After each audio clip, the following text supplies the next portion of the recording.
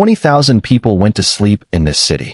By morning, most of them were dead within seconds, buried standing up, sitting down, mid-conversation, mid-meal. This is not a story about a volcano. This is a story about a city that had already cheated death a dozen times before, and never saw the one death coming that it couldn't survive. For 2,000 years, the world has told the story of Pompeii as a tale of sudden, cruel fate. A beautiful Roman city, caught mid-breath, buried alive in a single afternoon by a mountain nobody thought was dangerous. But that is not quite what happened. The truth is stranger and far more human. Pompeii had been warned. Not once, but for years. The ground had shaken. Wells had run dry. Animals had fled the hills. And the people of Pompeii, busy with their wine, their politics, their gladiators, and their gods, chose to stay. This is the story of a city that rose out of volcanic soil, so rich it made men wealthy beyond imagination, and was ultimately consumed by the very mountain that had given it everything. It is a story of empire and conquest, of slaves and senators, of earthquakes ignored and omens dismissed. It is the story of an ordinary Roman town that became, through one unbearable afternoon in AD 79, the most extraordinary time capsule in human history. This is the complete history of Pompeii, from its first Etruscan settlers to its final, frozen moment beneath the ash. A city born from fire long before Rome ever noticed the Bay of Naples. The land around Mount Vesuvius already belonged to someone else. The first people to settle here were the Etruscans, an ancient Italic people who had lived in the region of Campania for centuries. Archaeological evidence suggests a settlement existed at Pompeii as early as the 7th century BC, built on a plateau of hardened lava from a much older eruption. The location was not chosen by accident. The soil here was extraordinary.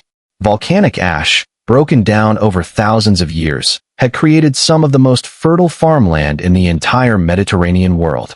Grapevines grew thick on the slopes of Vesuvius. Olive trees thrived. Wheat fields stretched toward the coast. Nobody living there understood the cruel irony of it yet. The very mountain that made their land so rich would one day take everything back. Pompeii's position was also strategically perfect.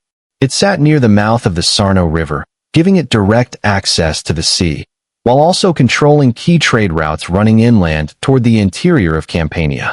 Goods could move in from the Mediterranean and out toward the wealthy inland towns, with Pompeii collecting profit at every stage.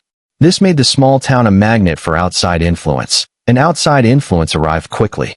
Greek traders and colonists, already established at nearby Cumae and Naples, brought their pottery, their gods, and their architectural styles into the region. Etruscan merchants from the north pushed south, competing for control of Campania's lucrative trade networks. For a while, the Etruscans held real power here. Etruscan inscriptions and artifacts found in and around Pompeii suggest a period of Etruscan political influence during the 6th century BC, layered on top of the existing Etruscan population. But Etruscan dominance in the region did not last. By the late 5th century BC, a new and far more aggressive power was expanding across the mountains of central and southern Italy. The Samnites, a confederation of Italic tribes from the Apennine highlands, swept down into Campania, and by around 420 BC, Pompeii and much of the surrounding region had fallen under Samnite control. This was not simple conquest and replacement. It was cultural fusion. The Samnites did not erase what came before them. They absorbed it. Etruscan remained the spoken language of the town for centuries afterward. Greek architectural styles continued to shape public buildings. Etruscan religious practices blended into local custom. Out of this mixture, a distinct Samnite Pompeii began to take shape, one that would leave physical traces still visible in the city today. The Temple of Apollo, one of the oldest religious structures in Pompeii, has foundations dating back to this Samnite period, showing clear Greek influence in its design even under Samnite political rule. The city's street grid, still partially followed by the Roman city that came later, was largely laid down during these centuries. Pompeii during the Samnite era was not yet the marble showpiece later visitors would associate with Roman luxury. It was a working town, a trading post, a place where farmers brought grain, merchants brought imported goods, and a growing local elite began building the kind of houses that showed off newly accumulated wealth. By the 4th and 3rd centuries BC, Pompeii had grown into a genuinely significant regional center, protected by defensive walls built from irregular blocks of local limestone and volcanic tuff, sections of which still stand today. Inside those walls, a distinct civic identity was forming, one built around a functioning marketplace, early religious sanctuaries, and a growing population of farmers, craftsmen, and traders drawn by the fertility of the surrounding land. Wine production had already begun to take root on the lower slopes of Vesuvius during this period, laying the economic foundation for a trade that would eventually make Pompeii's name known across the wider Mediterranean world. Samnite Pompeii also developed its own distinctive artistic style, visible in early architectural decoration and in tomb paintings uncovered by archaeologists, blending local Italic traditions with the Hellenistic influences arriving steadily from Greek colonies further down the coast. None of this early prosperity, however, could shield Pompeii from the gravitational pull of the much larger power now rising just beyond the northern horizon. The city was thriving, and to the north, a new power was rising that would eventually swallow it whole. Rome. Under the Roman eagle, Rome's relationship with the towns of Campania followed a pattern that would repeat itself across the entire Italian peninsula. Alliance first, domination later. During the long and brutal wars against the Samnite Confederation between 343 and 290 BC, Pompeii found itself caught in the middle of a much larger struggle for control of southern Italy. By the end of these conflicts, Rome had emerged as the dominant power across the region, and Pompeii, like many Campanian towns, became a Roman ally. For nearly 2 centuries, Pompeii existed in this uneasy middle ground, technically independent, practically under Roman influence, free to govern itself, speak its own Etruscan language, and maintain its own local customs, but obligated to provide troops and support whenever Rome went to war. This arrangement worked until it didn't. In 91 BC, a massive rebellion erupted across Italy. Rome's allied towns, tired of fighting and dying in Roman wars without receiving full Roman citizenship in return, rose up together in what became known as the Social War. Pompeii joined the rebellion. The city's residents, alongside Samnites, Marsi, and other Italian peoples, took up arms against the very power they had served for generations. It was a desperate gamble for equality, and for a brief moment, it seemed the rebels might actually force Rome's hand. They did not win outright, but they did not entirely lose either. Rome, exhausted by years of brutal fighting, eventually extended citizenship to most of its rebellious Italian allies, a political concession that technically achieved the rebels' original goal even after their military defeat. For Pompeii specifically, however, defiance came with a price. In 89 BC, the Roman general Sulla laid siege to the city, forcing its surrender after fierce resistance. Slingshot bullets recovered by archaeologists near the city walls, some inscribed with insults aimed at Pompeii's defenders, still bear witness to how personal and vicious this siege became. Pompei survived the siege, but it did not survive as it was. Following his eventual rise to absolute power in Rome, Sulla punished the city for its rebellion in the most permanent way imaginable. Around 80 BC, he settled thousands of his own veteran soldiers directly into Pompeii, founding a new Roman colony on top of the existing town. The city was renamed Colonia Cornelia Veneria Pompeianorum, honoring both Sulla's own family name and the goddess Venus, who would go on to become Pompeii's most important patron deity. Existing residents did not simply disappear, but their political power was dramatically reduced as Roman veterans took control of local government, land ownership, and civic institutions. Etruscan, the language spoken in Pompeii for centuries, began a slow decline, gradually replaced by Latin as the language of law, trade, and daily life. Within a generation or two, a new identity had formed. Not purely Etruscan, not purely Roman, something distinctly, uniquely Pompeian. Roman engineering arrived alongside Roman political control, and the changes were visible almost everywhere. A new aqueduct, part of the larger Aqua Augusta system built to serve the entire Bay of Naples region, brought a dramatically improved water supply into the city, feeding public fountains, private villas, and the bathhouses that would soon become central to Pompeian social life. Roman-style public buildings began replacing or absorbing earlier Samnite structures. The basilica, used for legal proceedings and business transactions, was expanded. New temples honoring Roman gods rose alongside older sanctuaries dedicated to local and Greek deities, the two traditions existing side by side rather than one simply erasing the other. Veteran soldiers brought Roman building techniques with them as well, including the use of fired brick and a new, more durable form of concrete that allowed for taller, more ambitious construction than earlier Samnite builders had typically attempted. And this new Pompeii was about to enter its golden age. The gilded playground of the Bay of Naples by the early decades of the Roman Empire, Pompeii had transformed into something remarkable. A wealthy, crowded, sun-drenched city where roughly 11 to 20,000 people lived, worked, worshipped, and played, packed inside walls enclosing little more than 66 hectares. This was not a backwater. The Bay of Naples had become one of the most fashionable regions in the entire Roman world, a playground for senators, merchants, and emperors escaping the heat and politics of Rome itself. Pompeii sat right in the middle of this glittering coastline, alongside neighboring towns like Herculaneum, Stabii, and the imperial resort of Baiae. Wealthy Romans built extravagant villas along the surrounding hillsides, decorated with imported marble, elaborate frescoes, and gardens designed purely to impress. The philosopher and statesman Cicero himself owned a villa near Pompeii, a status symbol as much as a residence. But Pompeii was never just a resort town for the elite. It was, first and foremost, a working city, and its wealth came from real industry.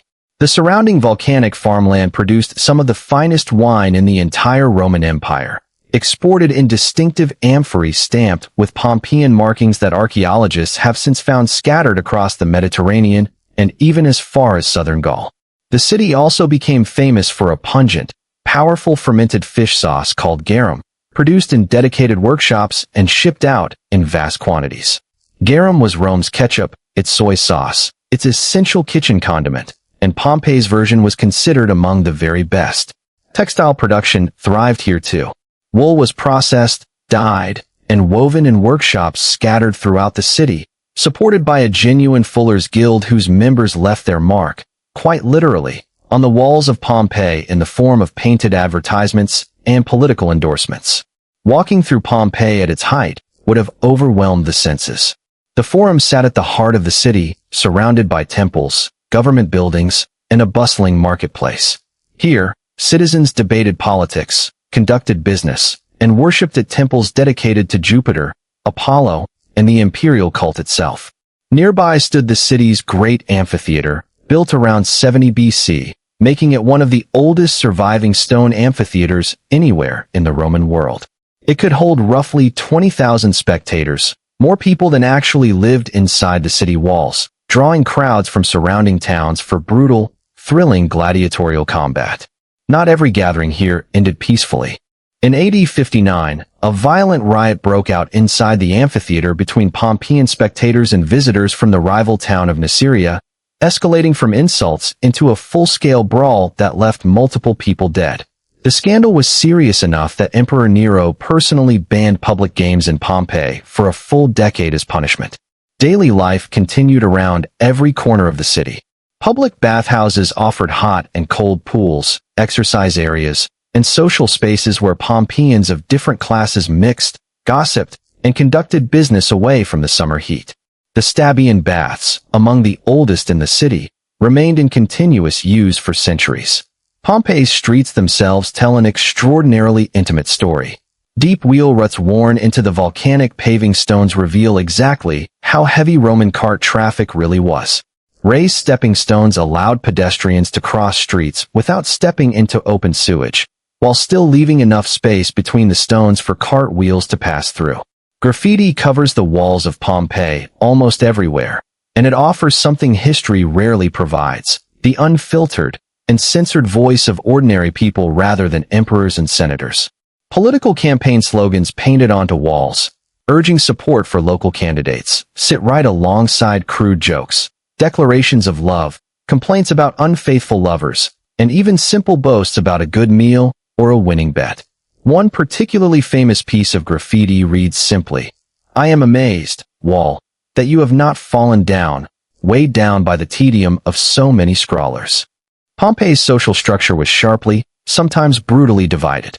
Wealthy elites lived in sprawling houses like the House of the Faun, one of the largest private residences in the entire Roman world, decorated with an extraordinary bronze statuette of a dancing faun and an enormous, breathtaking mosaic depicting Alexander the Great in battle against the Persian king Darius.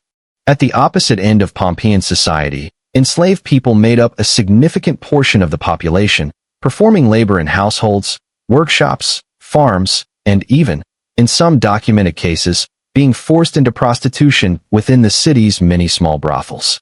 One particularly notorious building, known today simply as the Lupanar, functioned as a purpose-built brothel, its walls decorated with explicit frescoes advertising the services available inside, alongside graffiti left behind by both workers and customers, offering a rare, uncomfortable window into the exploitation woven into everyday Roman urban life. Religion touched almost every part of Pompeian existence.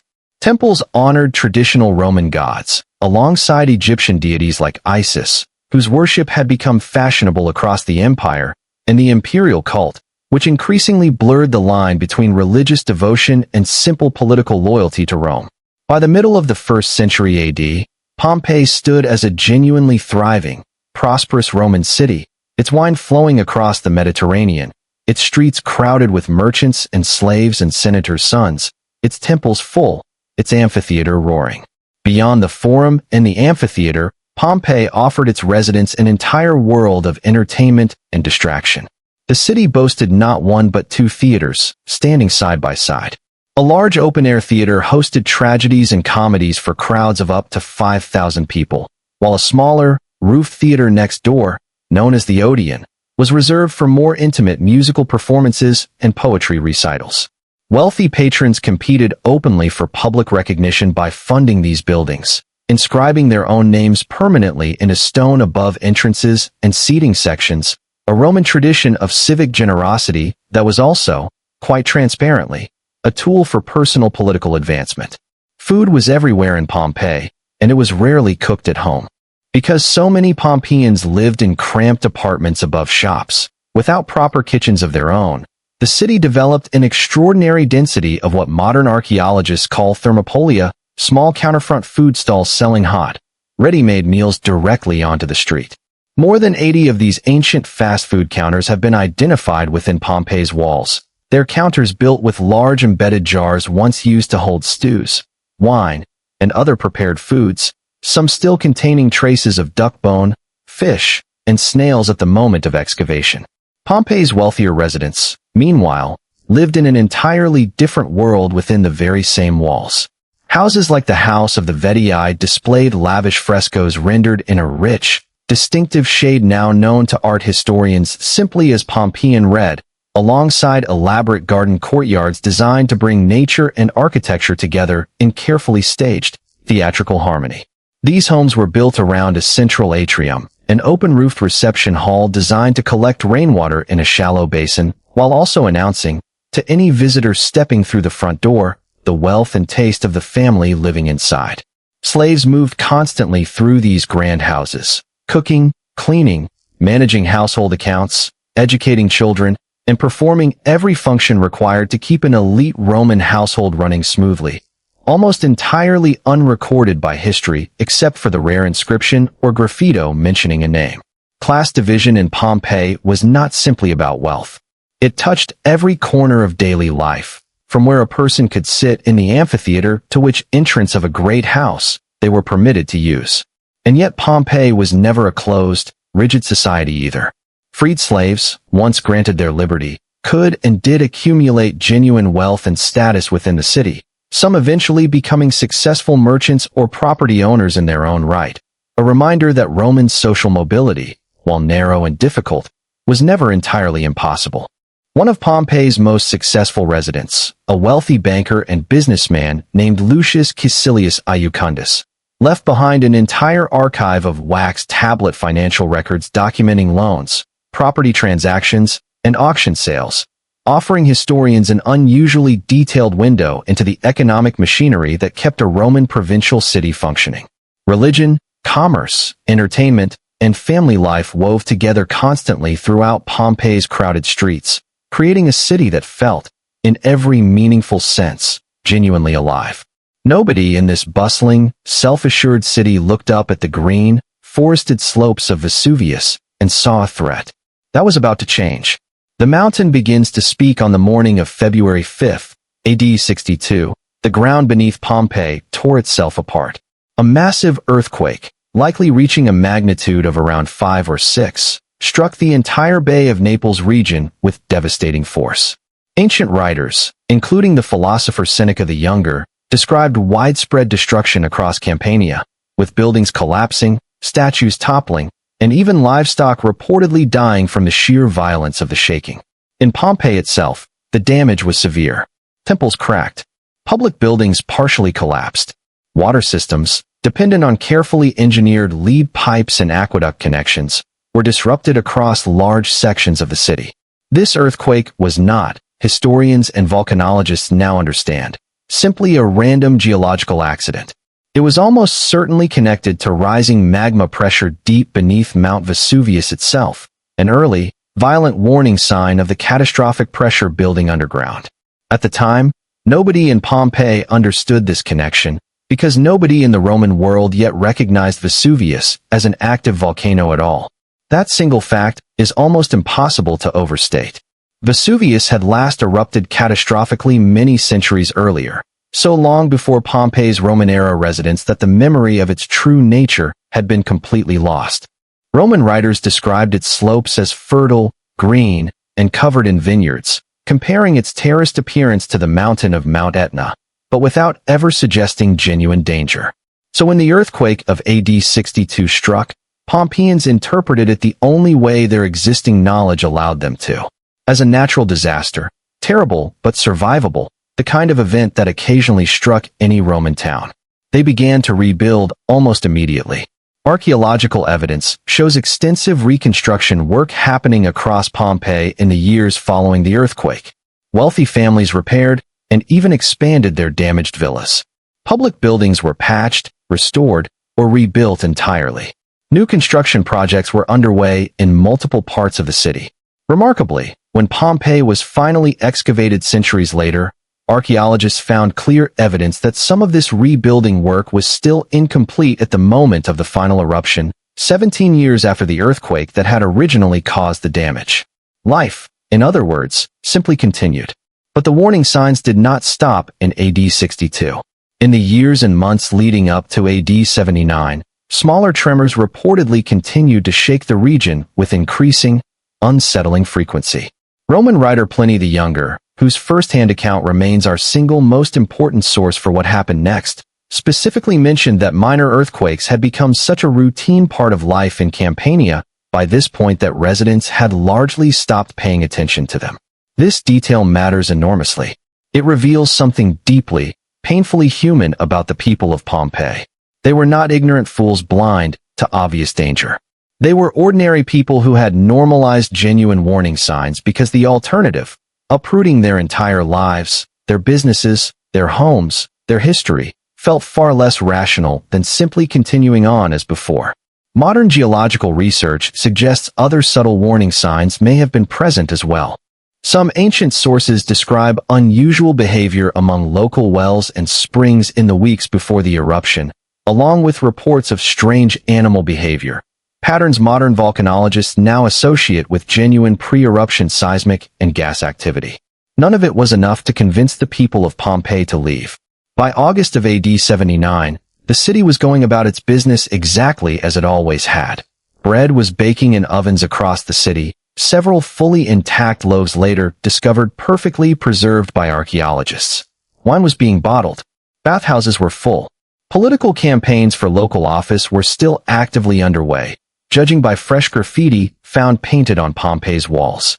Somewhere beneath their feet, immense pressure had been building for years, even centuries.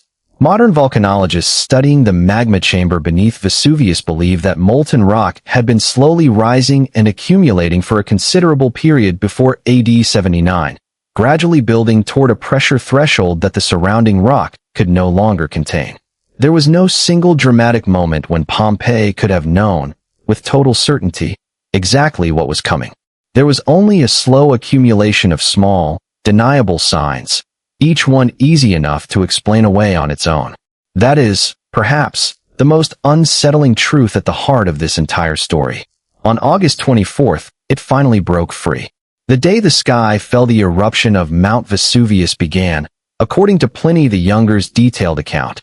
In the early afternoon of August 24th, AD 79.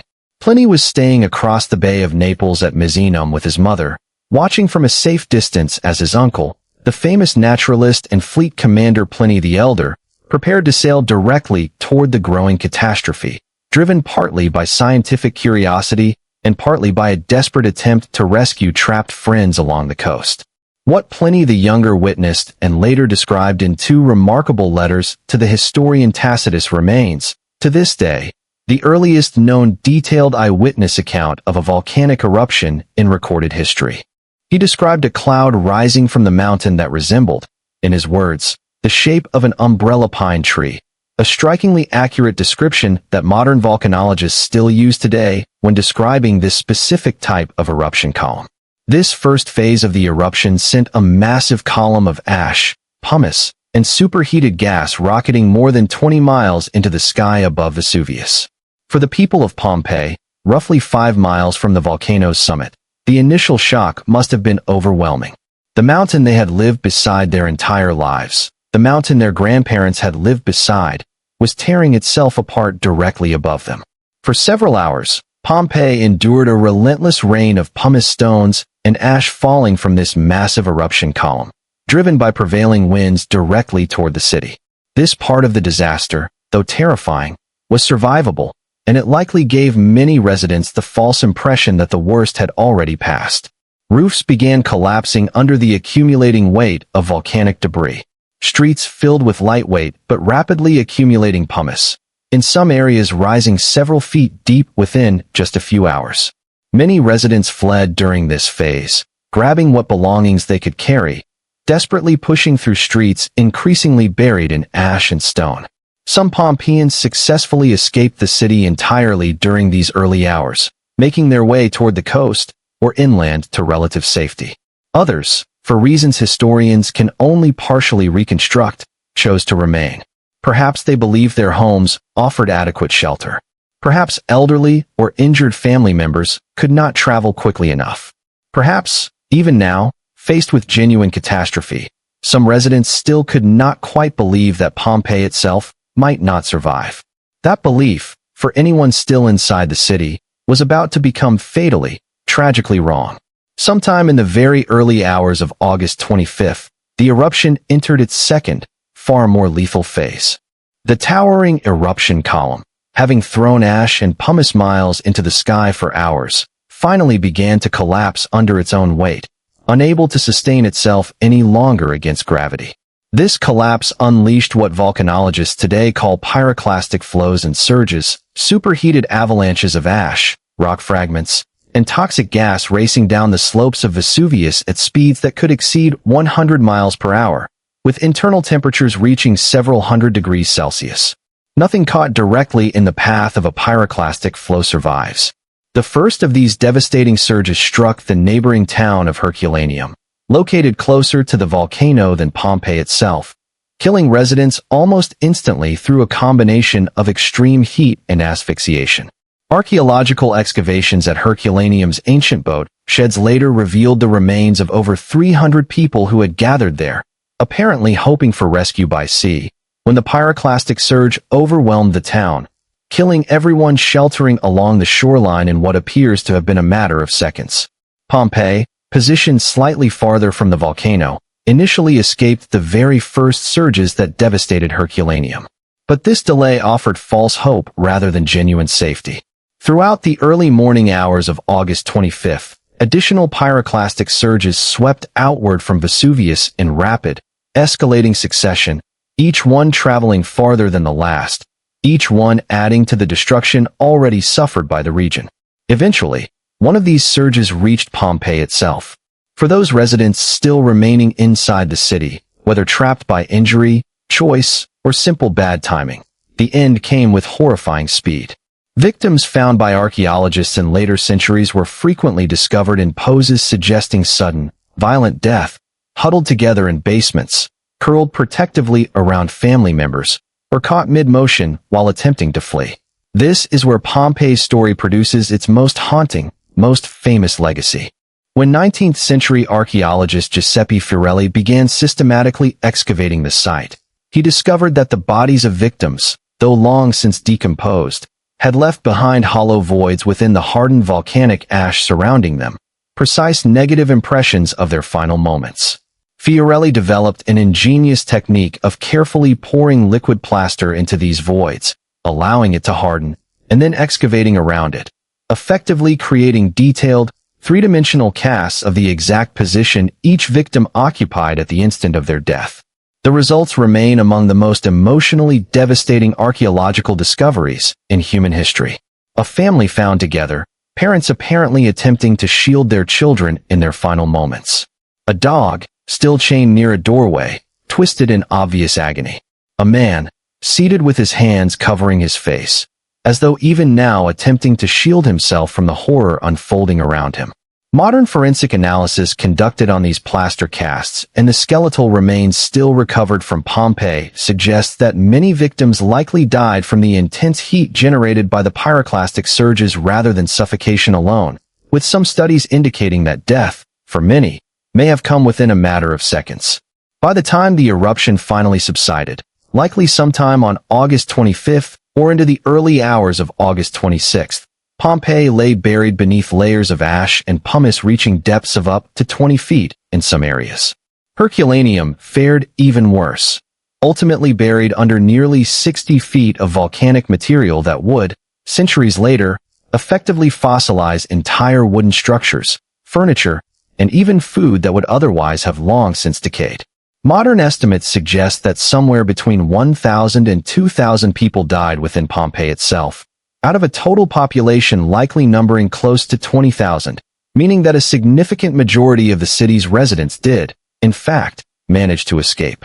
But for those who remained, for those final 1,000 to 2,000 souls, the city they called home became, in the span of less than a day, their tomb. Pliny the Elder, who had sailed directly toward the disaster attempting to rescue trapped friends along the coast, died during the eruption as well, likely overcome by toxic volcanic fumes while sheltering on a beach near Stabii, according to his nephew's detailed account. Pompeii, along with Herculaneum and several smaller surrounding settlements, simply vanished from the map. The eruption did not discriminate between rich and poor, free and enslaved, young and old.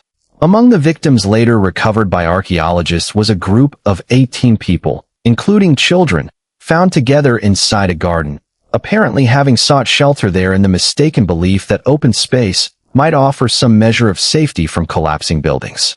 Elsewhere, a wealthy household was found seemingly still gathered around a table, silver serving dishes and jewelry scattered nearby, suggesting a family that chose, until the very last possible moment, to remain inside the relative comfort of their own home rather than risk the chaos of the streets outside. In another part of the city, a gladiator's barracks yielded the remains of several men still wearing bronze arm guards and helmets.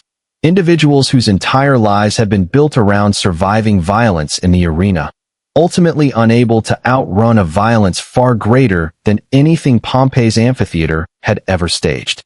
Perhaps most famous of all is the so-called Garden of the Fugitives, where the plaster casts of 13 victims, including several children, were discovered in 1961, captured in the exact positions of their final desperate attempt to flee together toward the city's southern wall. These are not statistics. They are, quite literally, human beings, frozen at the precise instant their lives ended, offering every subsequent generation an unbearably intimate connection to a tragedy that might otherwise remain safely abstract, distant, and easy to forget. A city forgotten, a city reborn in the immediate aftermath of the eruption, the region around Vesuvius was left almost unrecognizable. Survivors who had successfully fled returned, in some cases, to search for buried possessions or missing family members, digging desperate tunnels down through the hardened ash in an attempt to reclaim whatever remained of their former lives. Evidence of this early, tragic looting has been found by modern archaeologists throughout Pompeii, including tunnels dug directly through walls and rooms, along with cases where valuable items appear to have been deliberately removed shortly after the disaster, before the site was ultimately abandoned entirely. Roman authorities, for their part, appear to have made no serious attempt to rebuild Pompeii or Herculaneum. The devastation was simply too complete, the ground too unstable, the loss too total to justify reconstruction. Emperor Titus, who had only recently taken the throne when the eruption occurred, reportedly organized some initial relief efforts for survivors in the surrounding region, but Pompeii itself was effectively written off, left buried beneath the very ground that had once made it so extraordinarily wealthy. Over the following decades and centuries, memory of the city's exact location gradually faded. The name Pompeii persisted in a handful of ancient texts, including Pliny the Younger's own detailed letters, but the precise location of the buried city itself slipped slowly out of common knowledge, buried both physically and historically beneath layer after layer of subsequent settlement, farming, and time. For nearly 1,500 years, Pompeii essentially ceased to exist, even in memory. The first hints that something extraordinary lay beneath the Campanian soil emerged almost by accident. In 1599, engineers digging a new underground channel intended to redirect water from the Sarno River accidentally struck ancient walls and inscriptions, some bearing the name Pompeii itself. At the time, however, the significance of this discovery was almost entirely overlooked, dismissed as a curiosity rather than recognized as evidence of an entire buried Roman city. It would take nearly 150 more years before Pompeii's true importance was finally understood. In 1738, formal excavations began nearby at Herculaneum, commissioned under the patronage of the King of Naples, initially motivated more by a desire to recover valuable ancient artifacts for royal collections than genuine scientific curiosity. 10 years later, in 1748, excavation work extended to Pompeii itself, and this time, the sheer scale of what lay beneath the ash quickly became impossible to ignore. Entire streets emerged from the volcanic soil. Complete houses, their frescoed walls still vividly colored after 17 centuries underground. Bakeries with bread still inside their ovens. Election graffiti still legible on plastered walls. An entire Roman city, essentially frozen at the precise moment of its destruction. Early excavation methods, driven largely by treasure hunting rather than careful archaeology, caused significant damage and loss of valuable historical context during these initial decades of digging. Everything changed with the arrival of Giuseppe Fiorelli in the 1860s. Fiorelli, appointed to lead excavations at the site, introduced dramatically more systematic, scientific methods, including his now famous plaster casting technique for preserving the exact final poses of Pompeii's victims.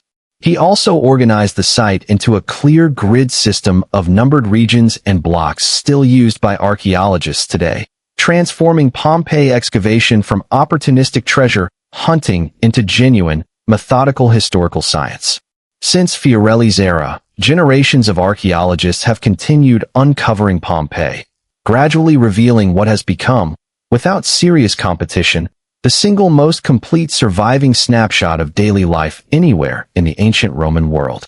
Even today, roughly one-third of Pompeii remains unexcavated, still buried beneath the volcanic ash that both destroyed and, ultimately, perfectly preserved it. Modern archaeological techniques continue producing extraordinary new discoveries.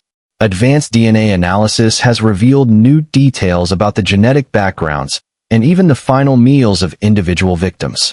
Digital scanning technology has allowed researchers to study the plaster casts without physically damaging these irreplaceable, haunting artifacts.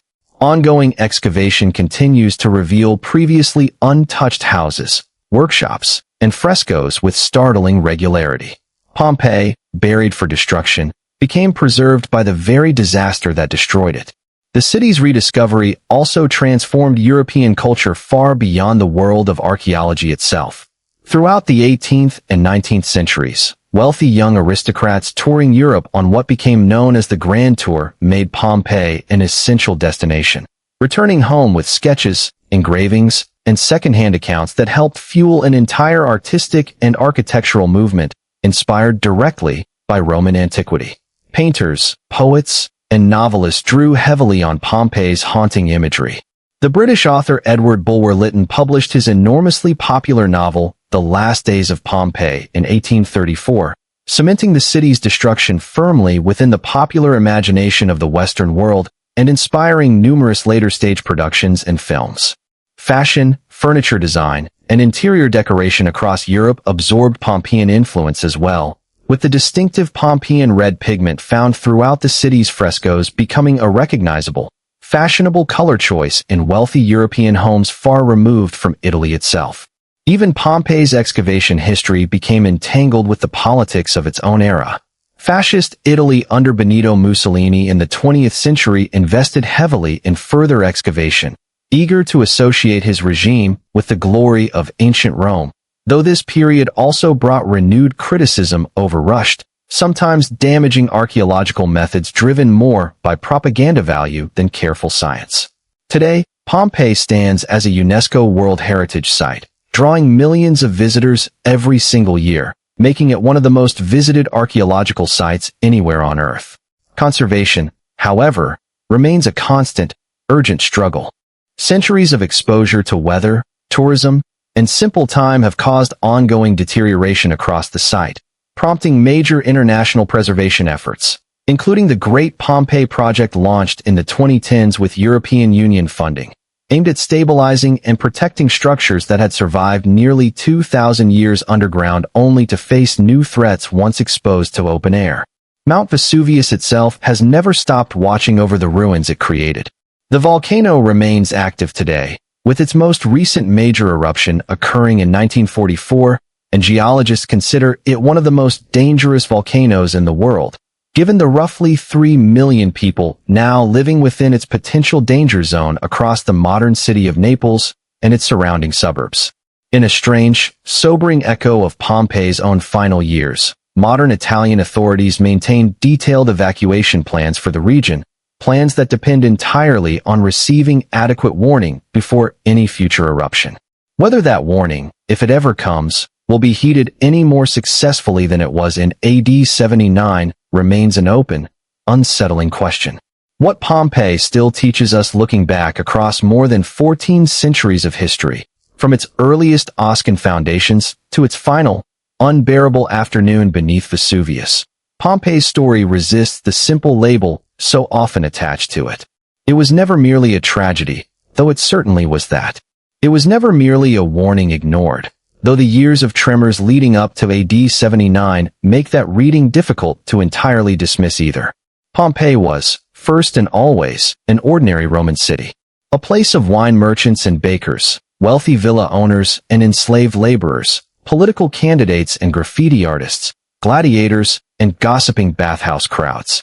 Its people were not fools for staying. They were, in the most painfully human way possible, simply people, normalizing warning signs the same way people have throughout all of history, trusting that tomorrow would resemble yesterday, right up until the moment it catastrophically did not. The eruption of Vesuvius did not simply destroy Pompeii. In one of history's most striking ironies, it preserved the city more completely, more intimately, than almost any other place from the entire ancient world. Because of that terrible day in August of AD 79, we do not need to imagine what daily Roman life actually looked like. We can walk its actual streets, read its actual graffiti, stand in its actual bakeries and bathhouses and brothels and villas. We can see, preserved in plaster, the exact final moment a family tried, and failed, to protect each other. Pompeii asks the same question posed at the very beginning of this story. Was this a city that ignored obvious warnings, or an ordinary community doing what ordinary communities have always done, living their lives despite uncertainty, because the alternative felt unbearable? Perhaps, like so much of history, the honest answer is both. Consider, for a moment, how strange this really is. Almost everything we know about Roman daily life from other sources comes filtered through the words of senators, historians, and poets, people writing for other elites, about other elites, with all the bias and selective memory that implies. Pompeii gives us something entirely different. It gives us the baker's oven, still holding its final loaves. It gives us the graffiti of a lovesick teenager, scratched hastily into plaster nearly 2,000 years ago. It gives us the worn stepping stones of a street crossed by thousands of ordinary feet that no historian ever thought important enough to write about. In destroying Pompeii so suddenly and so completely, Vesuvius accidentally did what no historian, however diligent, could ever have achieved. It stopped time entirely, mid-sentence, mid-meal, mid-argument, and held it there for nearly 2 millennia, waiting for someone, eventually, to come looking. Pompeii was warned, and Pompeii stayed. Pompeii was destroyed, and Pompeii survived, frozen forever in plaster and ash, teaching us, nearly 2,000 years later, exactly what it meant to be alive on one final, ordinary morning in August.